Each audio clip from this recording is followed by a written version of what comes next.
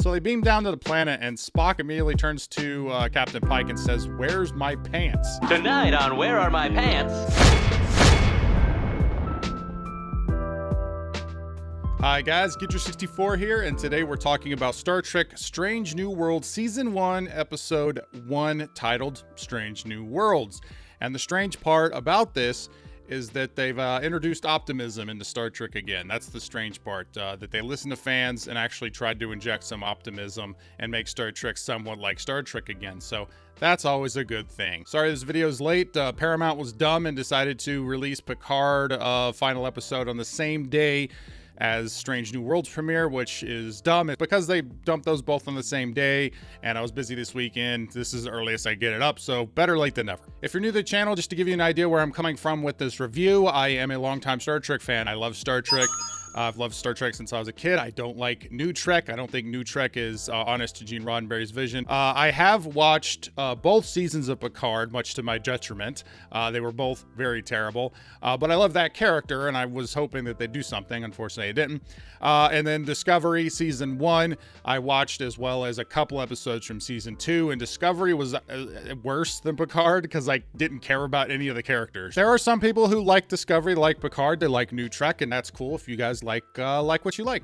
My opinion is it's not Star Trek, and it's not good. It's not well-written stuff. So going into Strange New Worlds, I knew that there was these characters, or some of these characters were already introduced in Discovery. I didn't make it that far into Discovery, so this is really my first introduction to those characters, and that's important, I guess, for you guys to know going into the review. And even though I'm a longtime Star Trek fan, I am a TNG DS9 Voyager era fan. I like TOS. I've seen every episode of TOS.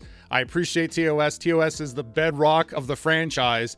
Like I said, seen every episode, but my expertise as far as Star Trek goes is more in the TNG DS9 Voyager era, the 90s Star Trek, as opposed to original series. Again, just want to mention that so you guys know where I'm coming from going into this episode. And the way I do my reviews is I kind of break down the episode and give thoughts on individual things throughout the episode.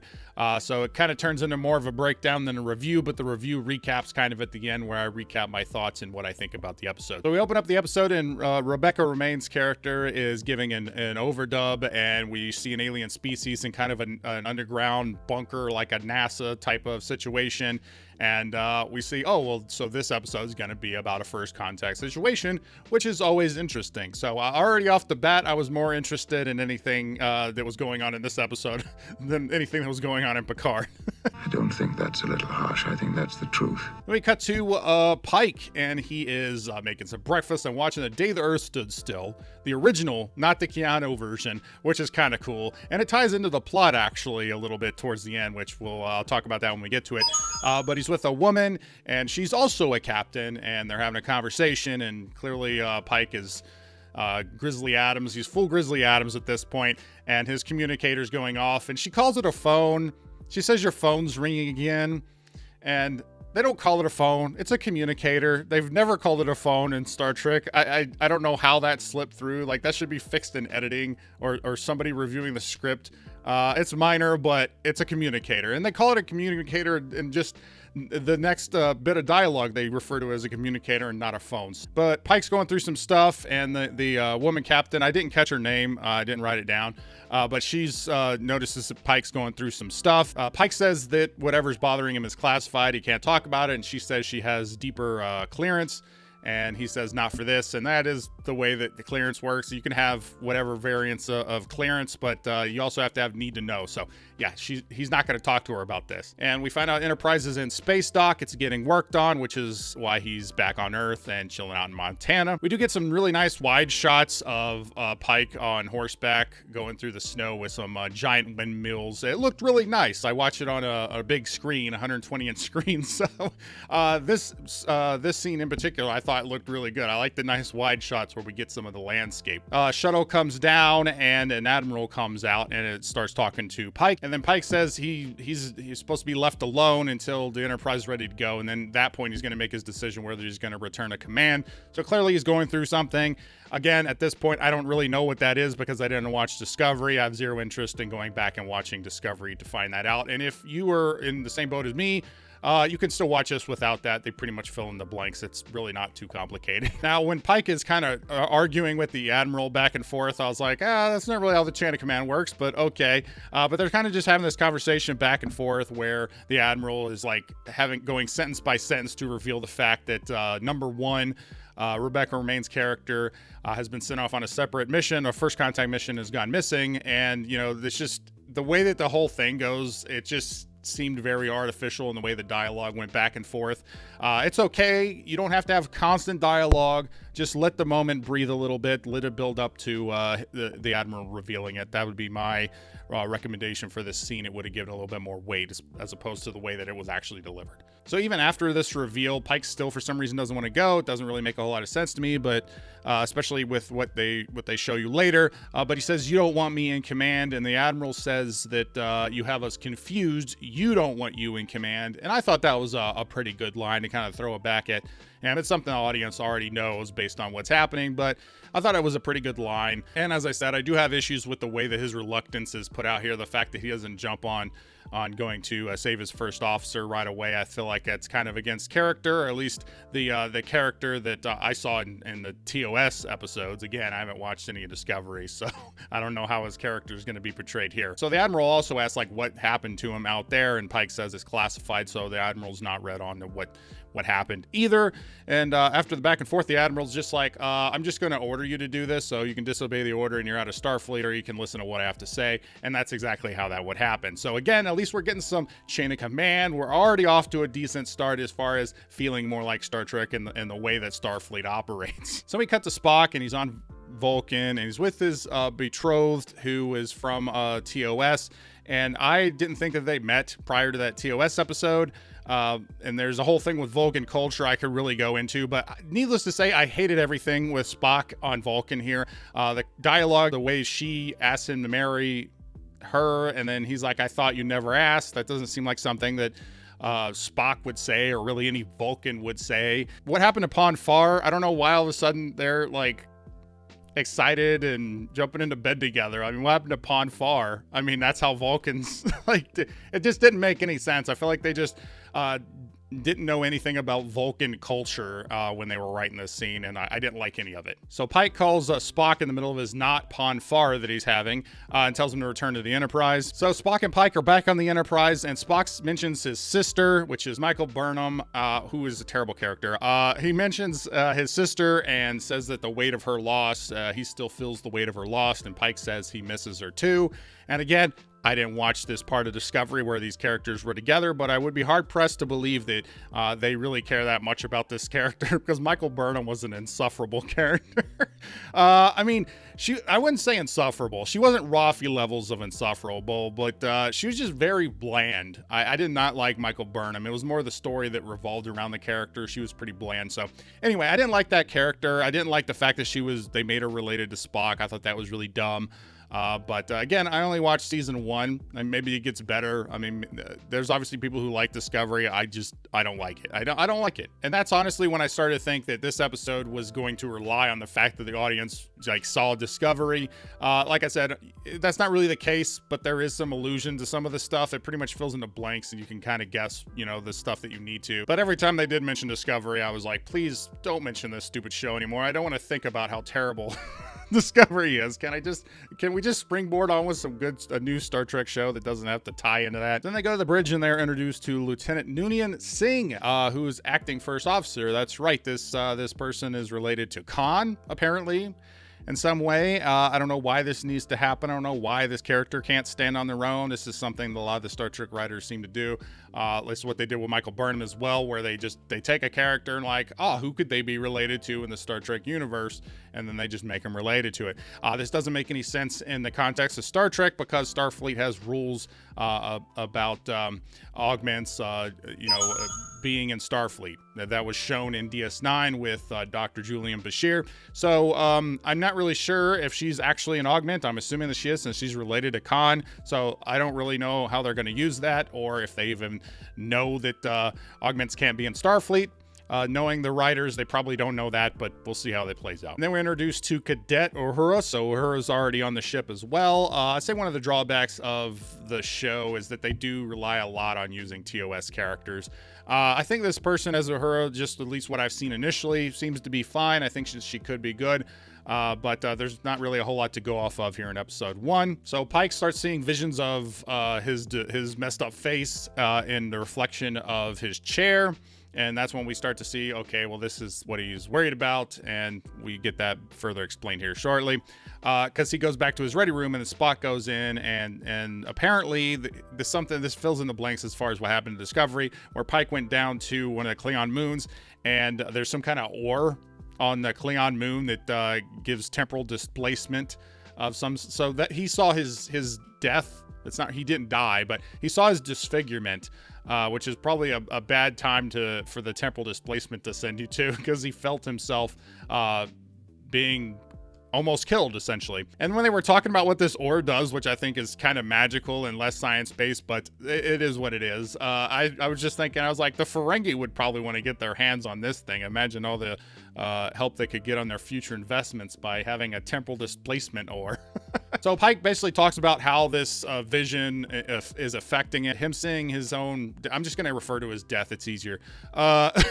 His own death is making him too cautious or not cautious enough, and he's really second guessing the decisions he's making as captain, and it's something he can't afford. And yeah, in a lot of cases, when you're in that leadership position, you can't be second guessing yourself. You have to go with your gut a lot of times. There are times when you can second and third guess yourself, but that's not always the case. So it is detrimental to being a captain, so you kind of get where he's coming from. So they arrive at the planet, and the ship that was sent to make first contact is abandoned. It's called the USS Archer, so that's kind of nice, tying back in Enterprise. But apparently the Starfleet only sent 3 people on this first contact. There's only 3 people on the entire ship. 3 people, 2 astrophysicists and the first officer, and that's it. There's no way that would happen. There's no way that would happen. So they try and hail the surface. There's no response. And that's when Singh points out the fact that there's no subspace chatter. There's no interplanetary traffic. There's no orbital space dock. And there's no response from the surface, obviously. So she says, hey, we need to raise shields. And then Spock starts arguing with her for a pretty dumb reason.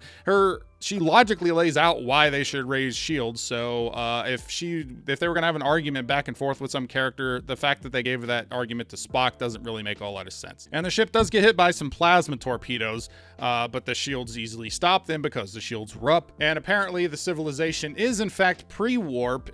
They developed the warp bomb, and they've never encountered a species that used warp technology to build a bomb before they built a ship. So that's kind of interesting. And the reason they were able to detect this from orbit was because they had their scanners updated, as opposed to the USS Archer, which did not have the scanners available to actually scan the surface and see that it was in fact a warp bomb. So it's good that they actually took some time to explain, and this is what makes it science fiction, explain technologically why things are happening. So again, props. There's so many things I like in this episode as opposed to what we've seen from Picard and Discovery. So they go to sick bay, and we introduce the doctor and a nurse, who are characters from TOS. And they're going to genetically alter Pike, Spock, and Singh and send them down to the planet. So they're going to genetically alter them to make them look like the aliens that are down on the planet. There's one that gives them the genetic alterations, and one is something to suppress the pain. So Pike takes it, and then they're going to give it to Spock, and the nurse says that Spock, this might not work as well for you. It might wear off faster because of your Vulcan physiology. And at this point, I'm like, if that's the case, then why would you bring Spock? If there's a big unknown as far as how well this genetic alteration is going to happen, why would you bring that? That's a major liability, but they don't even address it. They just say that that's what's going to happen. And then Pike doesn't say anything about it, and neither does Spock, or the fact that he probably shouldn't go. But whatever. Then they go to Singh, and the nurse is going to give her the genetic alteration. And she says that she won't take the pain inhibitor because she doesn't want to be put under. And Pike has a conversation with her, and she says, well, if you've read my backstory, then you know why I don't want it. And he's like, all right, well, it's up to you. And so she ends up not taking the pain inhibitor. So she's getting genetically altered. Her face is, being mutated. And she just kind of sits there stoically for the most part during all of this pain. And this is important because I'm going to come back to this later on in this review. So they beam down to the planet, and Spock immediately turns to Captain Pike and says, "Where's my pants?" And I immediately thought of the Lego movie. Tonight on Where Are My Pants? Where are my pants? So we get an announcement as they're moving through the city that there's rumors of an advanced weapon designed for domestic use. So apparently they're going to use this warp bomb on the populace. And it doesn't really make a whole lot of sense, and they don't go to a whole lot of detail as far as what exactly this upheaval is that they're having here on the planet. In the episode, really, they don't go into too much depth, so it's just kind of weird the way they say that. So they're going to use it on the populace. Again, it's very murky throughout this entire episode as far as what that means. And then Pike mentions the United States, and then Spock says, yes, I'm familiar with them in both their civil wars. So again, they're just making up things, and they're changing Star Trek continuity that never happened in Star Trek continuity. The Eugenics War happened in the 90s. That's Star Trek continuity. Now, they've retconned it and they've altered it because this apparently all of New Trek takes place in an alternate timeline in which continuity doesn't exist. I think that's the truth. At least that's what I'm going with, and based on the way that things are delivered. But that happened in the 90s, and then World War III happened in the 2020s or 2030s or something like that, and lasted for however long it lasted. So that's established continuity. There's no second Civil War that happened. They're just making that up. And they mentioned it again in the episode, or actually mentioned it a couple more times in the episode.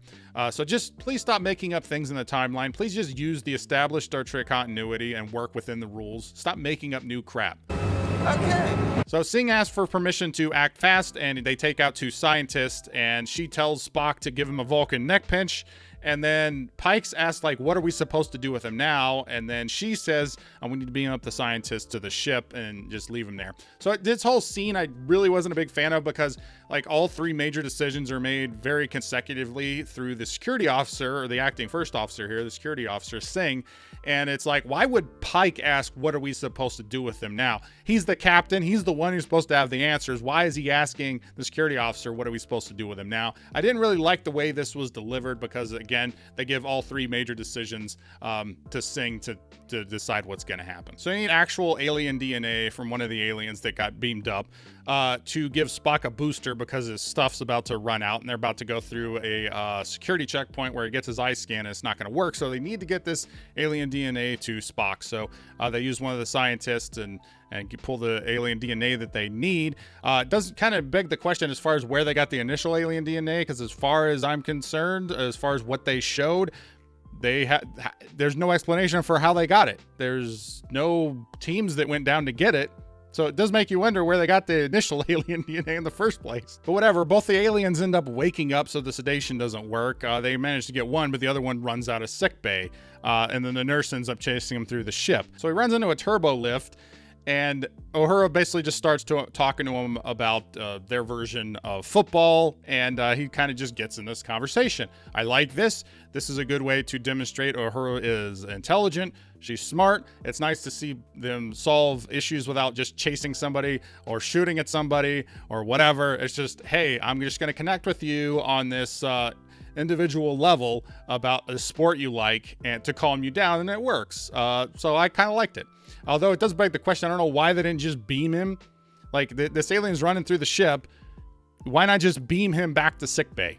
That'd be the easiest thing to do, but it's fine. I'll give you a pass. So then they want the transporter operator to beam this booster directly into Spock's bloodstream or something like that. I was very confused on what it is they were asking him to do, but he's like, transporters don't work like that.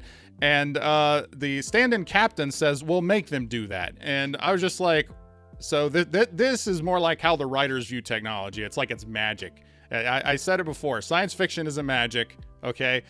You can't just do that. Make this do that. Well, that's not... It only does what it can do, okay? They do end up beaming it in front of his eye or something that maybe manipulates the scanner. Or maybe they actually do beam him directly in his bloodstream. I think they just beam it in front of the scanner or something.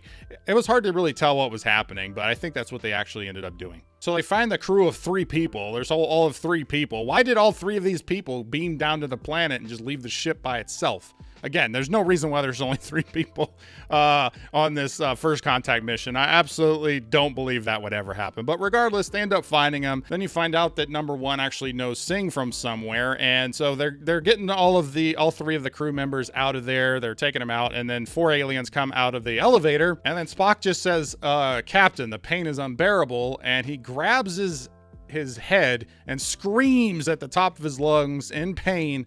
And then he reverts back to being a Vulcan. And I didn't like the scene. Why? Because Spock screaming out in pain isn't really in character.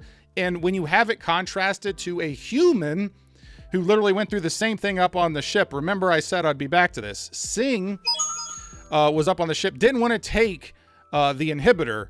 So they both went through the same pain. Spock and Singh both went through the same pain through this genetic alteration. But Spock screamed at the top of his lungs in pain. Spock, who is a master of his emotions, but a regular human person, was completely fine and stoic as she was getting mutated.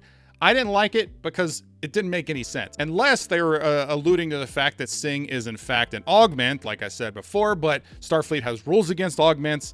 The thing is if I had any kind of faith in the writers, I would say they're setting up the fact that she is an augment, and that's the reason she was able to take the pain, but I don't really have faith in the writers. Maybe they'll prove me wrong, could happen, but based on their track record with New Trek, it's not very good. So I just think this was dumb and really belittled Spock's abilities. They do fight the 4 aliens hand-to-hand combat in about 157 jump cuts.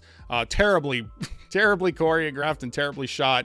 I hate jump cuts when it comes to fight scenes and you can't even see what's happening. So I didn't like it at all. So once they're in the elevator, there's a conversation that takes place, right? Between Rebecca Romijn's character and Captain Pike. Captain Pike wants to know how they developed the warp bomb. And she says, well, I can't tell you because it's classified.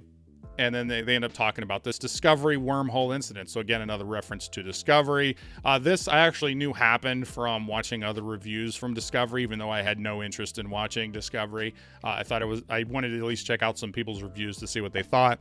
So I knew about this whole Discovery going into the future type of thing, which I think is a terrible idea. But regardless, they open up the wormhole, and apparently this alien society used a telescope to see all this stuff that was happening and was able to somehow reverse engineer the warp technology based on what they saw through a telescope. Okay, suspension of disbelief, fine. I don't buy that it would happen, but whatever. That's your explanation. And everybody's like, all right, well, we got to get out of here because General Order 1 applies. General Order 1 is the Prime Directive before it was called the Prime Directive, that they can't interfere with the society. So Captain Pike's like, I don't really care about General Order 1. I'm going to step in because this is kind of our fault anyway. And honestly, there is precedence in Star Trek for more direct interference when they're the ones who caused the problem. They've already interfered with the society at this point, so interfering further to try and fix it, there's precedence for that.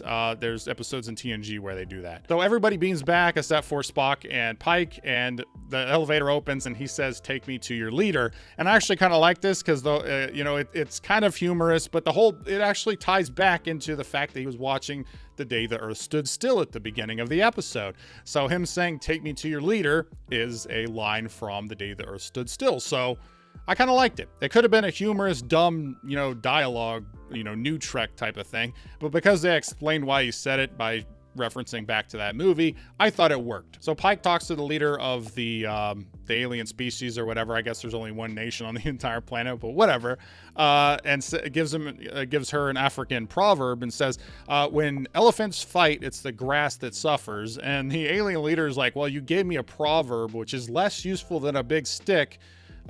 Whoever has the biggest stick wins. And honestly, Pike should have came back with this quote. This is a quote from Teddy Roosevelt, or is attributed to Teddy Roosevelt, and one of my favorite quotes, which is, speak softly and carry a big stick. I think that would have been a cool comeback there. So Pike decides, I'm just going to have the Enterprise drop into orbit and show everybody on the planet that aliens are here. And he gives the order, and the Enterprise is right above the city fairly quickly. It would take them a little bit of time to get through orbit and show up above the city than what they have in the episode. But again, I'll let it slide. It's just more of a technical thing than it is anything else. Pike's line's pretty good. He throws it back at the leader and says, you know, it's like you said, whoever has the biggest stick, and in this case, it's me. So then they have both leaders. Apparently there's the leader of the nation or whatever, and there's another leader, and they don't really explain that, because the way that again, they don't really explain what it is exactly the conflict is on the planet. They say it's a societal conflict, so there's some kind of societal upheaval, and usually societal upheavals don't necessarily have a face or a leader that you can point to, but it is what it is. They basically have these two opposing leaders in one room. And then Pike gives a speech and shows Earth as it is now, and then shows Earth in the 21st century. Again, he brings up the Civil War II thing, which I think is dumb. You're just changing Star Trek continuity. And the way that he says it is the Civil War II happened, then the Eugenics War, and then World War III. And that isn't how Star Trek continuity works. You're injecting a new war into the continuity. It doesn't make any sense. And honestly, they could have just showed the World War III stuff, because that was the thing that had the most impact on the aliens. Obviously, if an alien species came down to Earth and was like, hey, we almost eradicated ourselves, and showed us images of their planet being utterly destroyed by themselves, that would probably change the way we looked at things, I think. So they could have just went with that. They didn't have to go with the other stuff. Pike basically says, hey, well, you destroy yourselves, or you could join the Federation of Planets. Not really sure he has the authority to do that. There is steps you have to take in order to join the Federation, but it does give them a goal outside of destroying themselves, so that was the purpose of it. And then we get a montage of the aliens like studying stuff, and apparently taking up what Pike's offer was, implying that they chose peace. So they're back at a starbase, and they're talking with the Admiral who sent them on a mission, and basically the Admiral ended up getting Pike out of trouble for violating General Order Number 1, because in order to send him to court-martial, they'd have to acknowledge the Discovery incident, which they don't want to acknowledge. They don't want to acknowledge Discovery, and honestly, I don't want to acknowledge Discovery either. So whatever loophole he used, I wish I could use on myself, so I didn't have to acknowledge the existence of Discovery. Discovery sucks. I'm sorry, guys. If you like Discovery, I'm sorry. I hate it. I don't like Discovery. So Pike asked Singh to officially join the crew. I thought she was already in the crew, but whatever. He asked her to join the crew officially, which she does. And there is a nice line by Captain Pike where he says, "You were worried that I wouldn't trust you, so you decided not to trust me instead." It's very simple, to the point, makes sense, and I liked it. And then at the very end, we're introduced to Lieutenant Kirk, who is Samuel Kirk, who is James T. Kirk's brother. So what did I think about this episode overall? First, I'll tell you about what I think about the characters. I had some misgivings about some of the crew, because a lot of the crew is based on TOS characters. I really wish they just went with new characters. I think that would have been a better way, maybe one or two, but when I think half the crew is TOS characters, or characters from TOS, so I think that kind of holds it back a little bit. I like Captain Pike. Anson Mount, who plays Captain Pike, does a really good job. I wish they did some different things with the visions, the way that he handles the visions. I think I would have changed the way that they handle it, but overall, I like Captain Pike. I'm interested to see more of him. Rebecca Romaine wasn't in it too much, but I thought she was good as number 1. I'm interested to see more of her. Not big on Spock's portrayal. I don't really like Ethan Peck's Spock. Just doesn't feel like Spock. I mean, maybe generic Vulcan or something. It just doesn't feel like Spock to me, and I really hated all the Vulcan stuff on Vulcan. I thought that was terrible and wasn't... it just didn't feel like Vulcan. There's so many things that were wrong with it. And then Singh was fine, I guess. I'm tired of the traumatic backstories. I'm pretty sure they're going to give all their other characters traumatic backstories this season. Mark my words, that's what they're going to do. Because these writers can't make characters interesting unless they give them traumatic backstories. It's fine to have characters with traumatic backstories, but when all of your characters have traumatic backstories, it makes it pointless. They don't stand out anymore. Like Tasha Yar had a traumatic backstory in TNG, but pretty much all the rest of the TNG crew, like they didn't have traumatic backstories. They had normal backstories. They were interesting. They didn't have to be traumatic. And honestly, Singh kind of reminded me of Kayla, Lieutenant Kayla from the second season of Orville, the second security officer, a little bit, like a shadow version of that character. But we'll see what they do with Singh. I don't really like the fact that she's tied to Khan. Uhura could be good from what I've seen. As I said, there's not really a whole lot to her. She could be good. I kind of wish she was just a new character. I don't think she needs to be Uhura, but we'll see what she does. And there really wasn't much with the rest of the crew. You know, you had the doctor introduce the nurse, some of the bridge crew and stuff like that. And as I said throughout this review, there are timeline problems. They keep making up stuff. This doesn't really tie into TOS that well. I mean, this has to be an alternate universe. It has to be, because there's so much stuff that they just make up. I don't like the fact that it had the whole subplot tied into Discovery. I don't like STD in any way. I don't think it's good. I really wanted this to stand on its own, and for the most part it does, but the little bits they do have, I really didn't like that. There's far more positive things to say in this episode than there are negative, and honestly, this is easily the best episode of New Trek I've ever seen. So by leaps and bounds, like, this is the best episode of New Trek I have seen. This is the best episode of Star Trek I have seen since Enterprise went off the air. It's not even close. So that's a good thing. You know, there are some things I didn't like here, but there are some things I did like. Is it the best episode of Star Trek? Is it in the upper echelon of Star Trek episodes? Not even close, but at least it feels like Star Trek. You know, they got the optimism back. You got a crew, there's exploring, there's things that are Star Trek related here. It remains to be seen. They're on the right track so far here in episode 1. But as with the other New Trek shows I've watched, they can kick off a season with an episode 1 that kind of works and then immediately goes downhill. So we'll see. I'm interested to see what they do here. I'm glad to have the episodic format back. That's one of the things that has been missing from Star Trek. But we'll see. It does kind of feel like a shadow of Star Trek. It doesn't really feel like it's really Star Trek, almost like slightly like a parody of Star Trek. It's weird the way that Orville was started off as a parody of Star Trek, but now current Star Trek kind of feels like a parody of the Orville. It's just kind of weird how it works out that way. But we'll see. We'll see what they do. I honestly, at this point, I am cautiously optimistic, which is rare at this point, because I haven't really liked anything New Trek has done, and they've beaten me repeatedly. I'm just like a beaten fan at this point. Larry! Larry, you can't just... Oh, Larry! Oh, are you all right? How did... Larry!